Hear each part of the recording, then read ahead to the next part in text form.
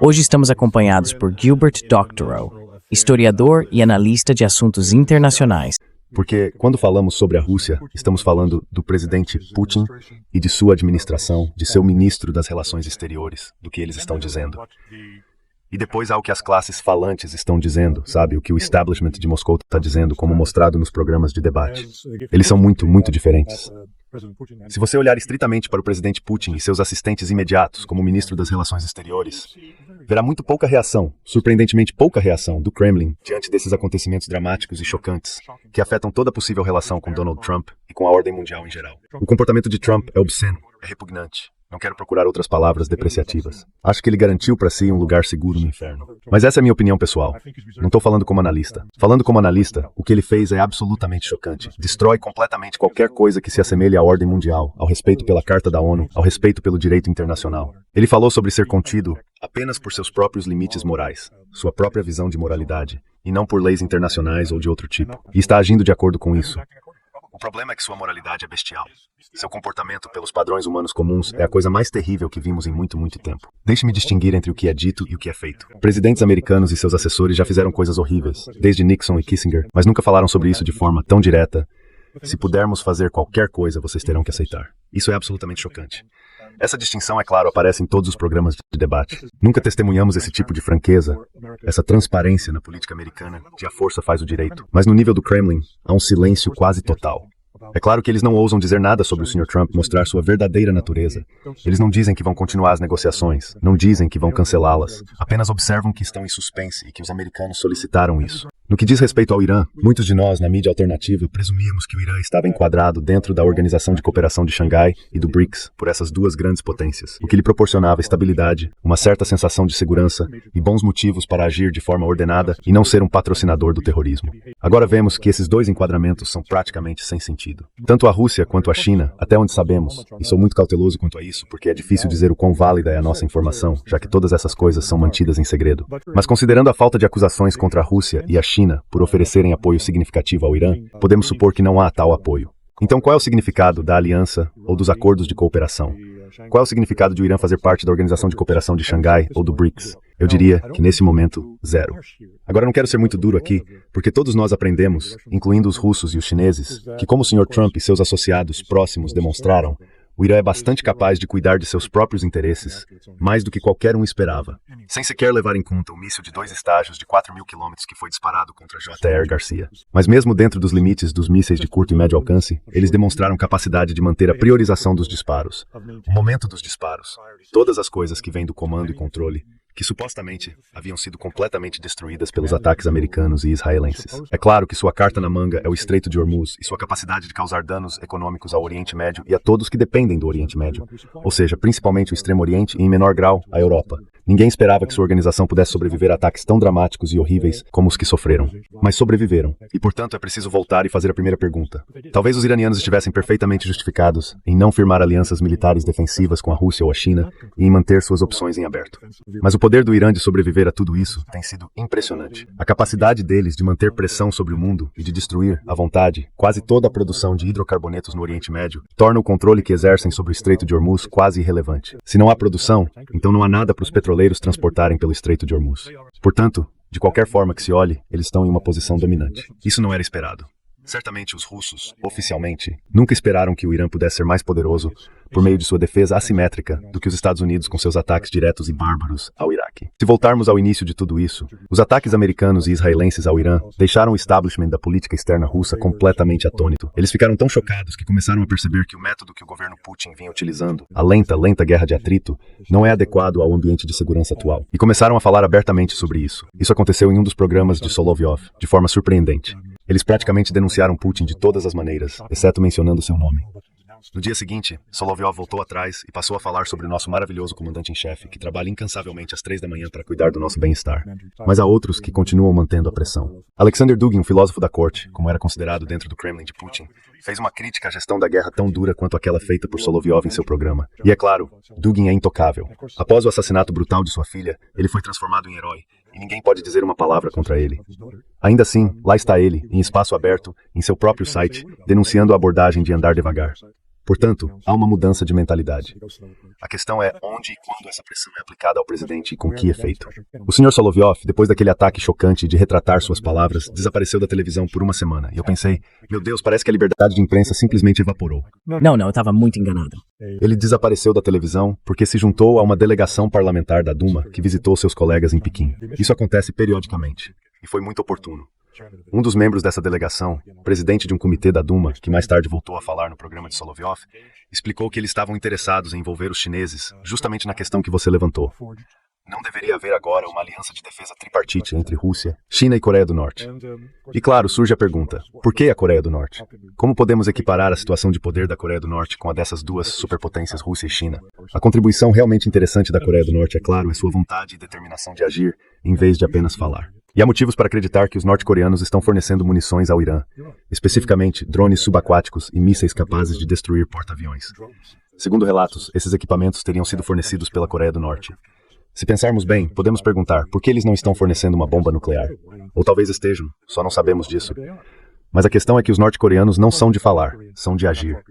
Os chineses e os russos são apenas faladores. E isso fica bem claro no discurso de ontem ou de hoje de Lavrov comentando sobre a situação mais recente no Oriente Médio. É só reclamação, só choradeira. Sem mencionar onde está a resposta concreta às ações dos Estados Unidos lá. E só para constar, como Dmitry vem dizendo a todos que lhe dão o microfone, rapaz, isso vai realmente abalar a economia mundial. Uma observação brilhante, que nenhum de nós, é claro, poderia ter feito por conta própria sem intervenção dele. A Rússia tem se contido e não tem dito nada. E deixe-me explicar o porquê. A razão, pelo que entendo, é muito simples. A Rússia transformou em força o fato de manter relações de diálogo com todo mundo. Mas quando se tem uma situação tão crítica quanto a que estamos vivendo agora, uma que poderia facilmente escalar para a Terceira Guerra Mundial e levar não apenas a uma recessão global, mas a uma depressão global, não é uma virtude conversar com todo mundo e dar as mãos a todos. É preciso agir, tomar uma posição. E a Rússia não está fazendo isso. Pelo contrário. Ouvi no programa de domingo à noite, ele estava lendo, era tão óbvio, era um teleprompter. Ele lia falas que devem tê-lo deixado muito envergonhado, mas que claramente vinham do Kremlin. E as declarações foram, que triste que os estados do Golfo estão sendo prejudicados neste conflito. Bem, isso acontece porque o Sr. Putin quer dar as mãos a todos e divulgar como a Rússia é muito intermediária, já que está conversando com todos os lados. Não acredito que essa seja a resposta adequada para a situação grave atual. A ideia de que a Rússia derrama lágrimas, que a meu ver são lágrimas de crocodilo, pelo dano causado a seus concorrentes, os estados do Golfo, que afinal de contas são seus competidores no fornecimento de hidrocarbonetos ao mundo, é de aparência duvidosa. Esse fato se evidencia e muitos outros observadores já apontaram isso. Eu não havia me manifestado antes, mas agora não tenho escolha senão fazê-lo. Putin se inclina para Israel, não há dúvida quanto a isso. E sua justificativa para isso não resiste à razão.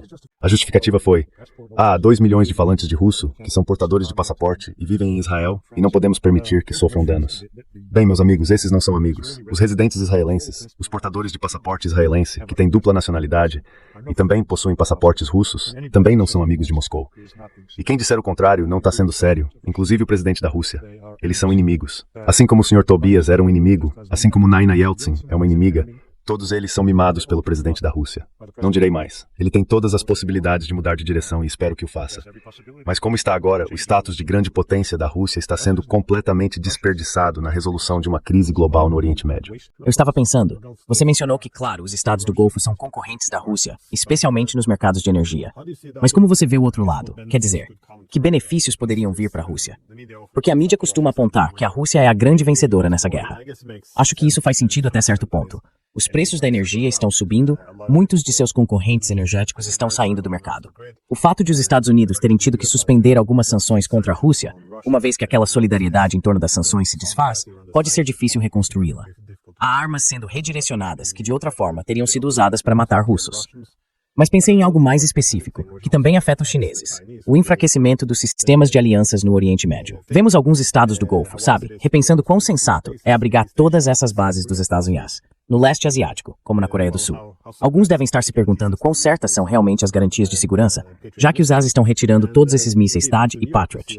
E de fato, na Europa também, vê-se um aprofundamento da divisão entre os ASUAV e a UE. Então você vê isso como um benefício, ou mais como parte da mesma tendência? O enfraquecimento dos sistemas de alianças. Porque isso parece ser um componente fundamental da posição hegemônica. Se você consegue dividir todas as regiões do mundo em aliados obedientes e dependentes e adversários enfraquecidos. Bem, vou responder essa pergunta que é muito importante. Mas antes quero inverter a questão.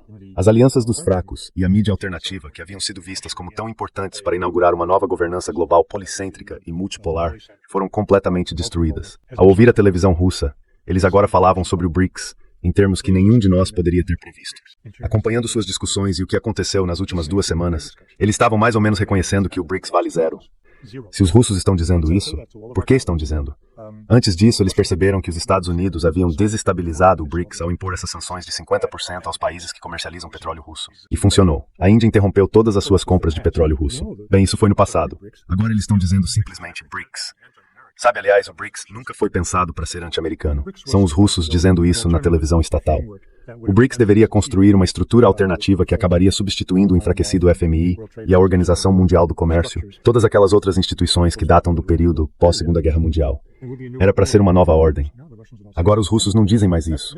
Isso explica porque há 1 ano, acho que foi na última reunião do BRICS, talvez há 2 anos, quando descobrimos que não haveria alternativa às bolsas existentes, câmbio de moedas, que não haveria uma moeda dos BRICS, isso pareceu estranho. Mas ninguém realmente destacou o fato. E agora está perfeitamente claro o motivo. Os russos já entendiam naquela época, mas nunca disseram em voz alta que os BRICS são praticamente inúteis. Foi isso que ficou evidente.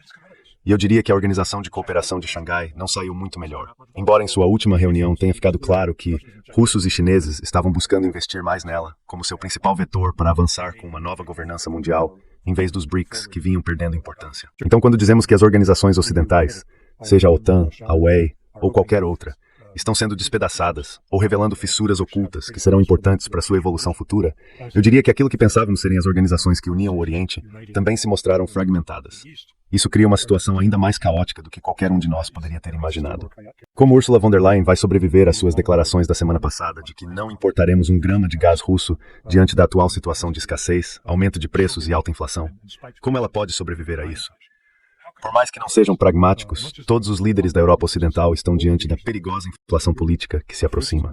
Mas o primeiro-ministro belga sugeriu, veja bem, pequenas coisas, como depois desta guerra, deveríamos normalizar as relações com a Rússia, pelo que foi então criticado. Então, como você vê a Europa se ajustando a esta guerra com o Irã? Porque isso, é claro, também afetará sua posição em relação à guerra na Ucrânia. Bem, isso ainda não se ajustou completamente. Na verdade, nem parcialmente. Quando você observa o comportamento e as declarações odiosas vindas de Trump, elas violam de forma tão flagrante os valores europeus que a questão é por quanto tempo essa hipocrisia pode se sustentar. O fato de esse homem e esse país serem os aliados mais próximos da Europa, isso contradiz tanto todos os seus ideais que mais cedo ou mais tarde isso terá de ruir. A questão é quando e quem vai liderar o caminho. Eles querem um tratado de paz que seja apenas uma trégua, preparando o terreno para a 2ª ou 3ª rodada, quando expulsariam a Rússia da Europa ou garantiriam que ela permanecesse fora da Europa. E como você disse corretamente, ouve-se isso repetidamente na retórica. Quando tudo isso acabar, poderemos encontrar algum outro caminho para competir ou lutar contra os russos em termos mais favoráveis.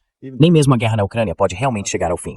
Eles dizem abertamente que precisam de uma pausa para respirar, se reagrupar, reconstruir. Mas a luta ainda não acabou. Não dá para convencer seriamente ninguém de que isso beneficiou a Ucrânia de alguma forma. Mas, em termos de pôr fim à guerra, como a guerra com o Irã afetou a possibilidade de diplomacia, imagino que os russos, depois da diplomacia enganosa com o Irã, primeiro o Jatspot, depois aqueles 2 ataques surpresa quando as negociações iam bem, não estejam muito confiantes. Como isso afeta as coisas? Quero dizer, eles ainda falam sobre o Alasca em Moscou? E o que estão dizendo na China? Porque Xi Jinping deveria se encontrar com Trump no próximo mês, mas essa reunião foi adiada. Bem, eu critiquei a forma como Vladimir Putin está conduzindo o mundo, e preciso criticar ainda mais severamente a posição dos chineses, que parecem completos covardes. A postura deles em relação ao Irã é totalmente incompreensível, considerando, como eu disse, o apoio que dão ao Irã naquelas 2 organizações-chave em que China e Rússia são ambas líderes. Quero dizer, tanto o BRICS quanto a Organização de Cooperação de Xangai. É incompreensível que não tenham feito nada de substancial para ajudar o Irã, e o Ministério das Relações Exteriores tem sido tão cauteloso em suas declarações sobre ele. Mas já chega de falar dos chineses. Não sei para onde isso vai, mas está claro que a Europa vai mudar. Veremos se o Sr. Orbán sobreviverá à votação que ocorrerá daqui a 2 ou 3 semanas, já que ele tem sido tão importante em resistir à máquina de Bruxelas. Acho que isso parece um indício de que está tomando a forma de uma guerra mundial, quando vemos um conflito impactando o outro. Não acho que já chegamos a esse ponto, mas considerando o tamanho das repercussões globais, e como essas guerras e conflitos, desde o da Ucrânia até o do Irã, também estão afetando a rivalidade entre os Estados Unidos e a China, realmente parece estar assumindo dimensões globais. Acho que concordo completamente com seu resumo. Isso tem uma dimensão global. Os dois estão intimamente relacionados. E é claro, o enfraquecimento das defesas aéreas americanas na guerra de Israel contra o Irã é um grande revés para a Ucrânia. Portanto, em termos muito simples de equipamentos disponíveis, as duas guerras estão diretamente interligadas, em prejuízo da Ucrânia. No dia 12 de março, começou um grande transporte aéreo das bases militares de operações especiais dos EUA nos Estados Unidos. 12 a 23 de março. Ou seja, ao longo desses 11 dias, houve 35 voos C-7 partindo dos Estados Unidos para as bases da Jordânia e uma base em Israel, de onde eles estavam voando. Bem, eles foram para a base aérea do Exército Hunter, na Geórgia. Essa é a sede de um elemento da Força Tarefa 160. Os Night Stalkers é a sede do 70º Regimento de Rangers, primeiro batalhão. Esses voos, vários voos partiram de lá. Então, quando você percebe que um C-7 pode levar apenas 104 soldados equipados no combate, sabe? Então, se você tiver 4 voos, talvez 2 deles levando 200 esses soldados, sabe, pelo menos um elemento da companhia, algumas companhias, eles vão para a base com Lewis McCord, novamente, é a principal base do 75º Rangers. Sim, esse deve ser o segundo batalhão do 75º, acredito. Indo para Fort Bragg, casa da Força Delta, 8ª Divisão Aerotransportada, voando da Estação Aérea de Oceana, e, nossa, quem está aí? Droga, Virgínia. Equipe SEAL-6, você tem todas a equipe SEAL da Costa Leste, tá vendo? As equipes SEAL são 8, 10. Ou dos voos para Fort Campbell, Kentucky. Essa é a sede dos regimentos aéreos de operações especiais, também conhecidos como Força Tarefa Night Stalkers 160. Na minha experiência, só quando você vê esse tipo de implantação, só pode ser uma de duas coisas. É um exercício ou é uma missão real. Não vejo isso como exercício. E o fato de parecer que eles estão trazendo a equipe Seattle 6 e a Força Delta sozinhas. Elas não são uma força de assalto. Eles são bons em resgate de reféns, esse tipo de coisa. Mas, de alguma forma, eles estão sendo ativados, mas estão sendo acompanhados pelo 70º Ranger. E eu lembro que em todos os exercícios que eu roteirizei, eu envolvia a Delta ou o Silk Ranger, sabe? No mínimo, eles entram e tomam um caminho de aviação, sabe? E acompanham isso. Então você tem dá a sensação, a mim, de que algo acontece naquela semana. Então, isso começou em março. 13 de março foi quando Trump ia ter enchendo a primeira Megawatts, a unidade expedicionária da Marinha. Eles começaram a zarpar. Quando eles chegam ao teatro, sexta ou sábado. Nossa, você vê no final daquele período de 5 dias. A 11ª Megawatts está servindo na semana passada. Mas qual cenário eu poderia ver como possível? Por quê? Eles estão trazendo vários elementos do Regimento Aéreo de Operações Especiais, sabe? Não é apenas uma unidade. Então isso me diz que eles terão 2 vetores de ataque, no mínimo.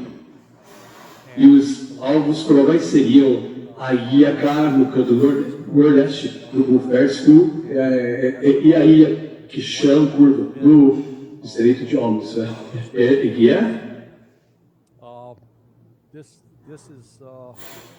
E isso é ruim. Depois recebi uma nota de um amigo que, por sua vez, estava em contato com alguém das Forças Delta MEST, os amigos desse contato, e ele disse que esse amigo lhe contou, ele disse, olha, eu ouvi de 2 amigos diferentes na comunidade, só de essas as forças de operações especiais, que um grupo de caras de nível foi enviado na quinta-feira à noite para uma grande operação, provavelmente em a ilha que aconteceria. Neste pensou, olha, que muitas pessoas estavam preocupadas que a operação não tivesse sido bem planejada e que eles ficariam muito expostos. Mas uma pessoa afirmou que não se fez nenhum esforço para bloquear. Eu e ele dissemos que espero que eles não venham um padre que possa nos defender. O que não é o tipo de conversa que você costuma ouvir desse tipo. Então, você sabe a palavra circulando, né? Comunidade soft, e você sabe, eu acho que Trump estava jogando isso para você sabe ser otimista, você sabe manipular o mercado de ações fecha, sabe? Às 16 horas, na sexta-feira, à tarde, depois disso, o Trump fará um anúncio, você sabe, as negociações foram canceladas, os iranianos rejeitaram, eles estão sendo hipnotizados, então não vamos mostrar menos você.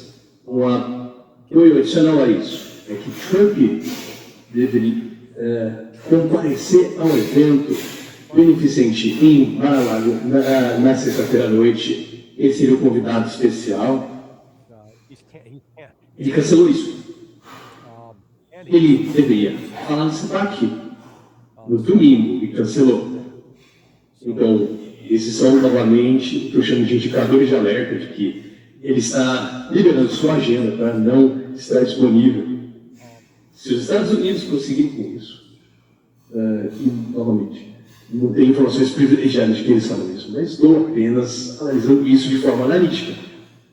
Você não mobiliza suas unidades apenas para dizer, vamos colocar menos lojas, sabe? Vamos colocar menos operações, bora. Eles estão planejando fazer algo e estão envolvendo todo o menu da comunidade de operações especiais. E isso você sabe, quando você vai colocar seus ativos mais qualificados nesse tipo de risco, é melhor ter um bom plano. Mas o que segura por aí desses operadores é que ninguém fez nenhum planejamento sobre isso. Bem, e você tem que se perguntar o que diabos está acontecendo aqui. Quer dizer, quais seriam os objetivos? Já que houver alguns dados importantes, relevantes para a compreensão da outra parte dessa operação que se prevê agora. Número 1 é que o lado iraquiano disse, ei, você sabe, a nossa PMF, a milícia xiita, que faz parte das forças de segurança iraquianas, eles estão alinhados com o Irã, mas fazem parte das forças de segurança iraquianas. Eles foram autorizados a retaliar contra o ataque do seu rede em Israel, que matou seus combatentes na província de Anbar. Há também informações de que os Houthis podem finalmente estar se envolvendo nisso. Eles ameaçaram no Bab-al-Mandab que podem fechar o Mar Vermelho para os ECO e então, quem sabe, vocês vão fazer isso, mas quero dizer que você pode ter uma situação aqui em que você pode ter o Al-Mandab fechado, o Estreito de Hormuz fechado.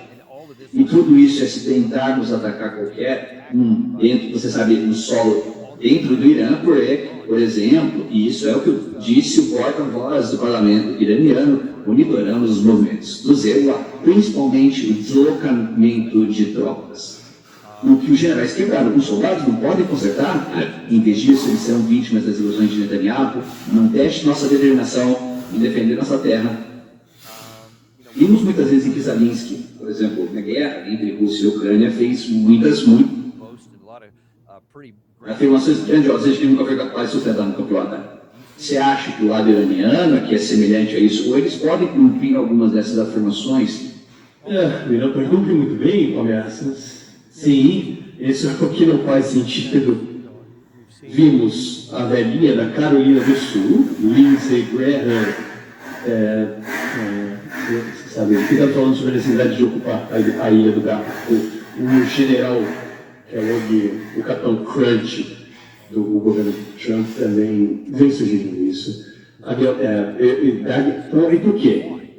Bem, extrai uma quantidade significativa de petróleo, desse petróleo que é então entregue à China e a outros lugares, apenas uma observação lateral, mostrar o quanto essa coisa toda saiu pela culatra para o governo Trump. Antes do início da guerra, o Irã extraía 1,1 milhão de barris de petróleo por dia. E o barril era vendido a US 40 dólares. Hoje, eles extraem 1,5 milhão de barris, um aumento de 400 mil barris, e o vendem ao US 97. Então, eles estão nadando em dinheiro. Então, isso deveria, você sabe, lembre-se de que as sanções deveriam dizimar o Irã, mas, em vez disso, eles estão deixando cheio de dinheiro. Então, você tem isso, mas, digamos, pela história dessa de Trump, suspender as sanções de petróleo ao Irã, é porque, lembre-se, você aplica sanções para ter o controle, para tentar forçar a vontade, não funciona. Mas esse era o princípio. Mas agora você levanta as discussões. Porque the center of path for lados, que com o preço do petróleo disparando, se eles não mantiverem seu ponto quietinho, que haja ataque suficiente para que não seja terrivelmente grave, então sua escolha agora é atacar a ilha onde tem o controle do petróleo, que o Irã pode desligar e não permite mais que entre na ilha ou que reduzir o suprimento de petróleo que você afirma querer manter. Isso não faz sentido. Posso naquela ilha não assegura que você irá de fato fechar o estreito de. Na verdade, sim, se você tomar um carro, os iranianos já disseram que se você fizer isso, vão minerar todo o maldito Golfo, não apenas o estreito, o Golfo inteiro. O navio estará seguro para se mover. Então eles o fecharam completamente. Agora isso nos leva de volta ao objetivo militar de tomar a ilha Kesha, que fica bem ali na curva do estreito de Hormuz. Uma coisa seria se o estreito se o tráfego não pudesse passar por aquela estreita, tem armas e peças de artilharia, lançadores de mísseis ou o que seja bem ali naquela ilha, que essa fosse a única coisa impedindo os navios de passar, bem, esse não é o caso. E pelo menos, esqueci, acho que há 150 mil iranianos naquela ilha. Então, digamos que você desembarca 5 mil soldados. Então, as tropas já estão em menor número e não há como controlar esses civis. Então, eles terão um problema de, possivelmente, soldados americanos massacrarem civis iranianos. Sim, isso vai funcionar bem em torno do mundo. E isso, tenho certeza, fará o Irã querer desistir. O objetivo militar aqui é como devemos recuar e questionar como o Irã fecha o Golfo. Eles fecham o Golfo com a ameaça de que vamos atingi-los com linhas áreas, vamos atingi-los com drones, vamos atingi-los com drones subaquáticos, vamos atingi-los com submarinos e torpedos, vamos atingi-los com lanchas rápidas, mísseis enviados para a costa e artilharia e outros mísseis. Mas é isso, quer dizer, além de todas as sem categorias. Qual é a solução militar aí? Não há nenhuma. Que nós, você sabe, não temos lá como reunir o tamanho da força que seria necessário para assumir o controle total de todo aquele litoral. Você está falando de talvez 1 milhão de homens, então, você leva esse 1 milhão de homens até lá. Então, isso é tipo uma daquelas coisas que realmente não é empático.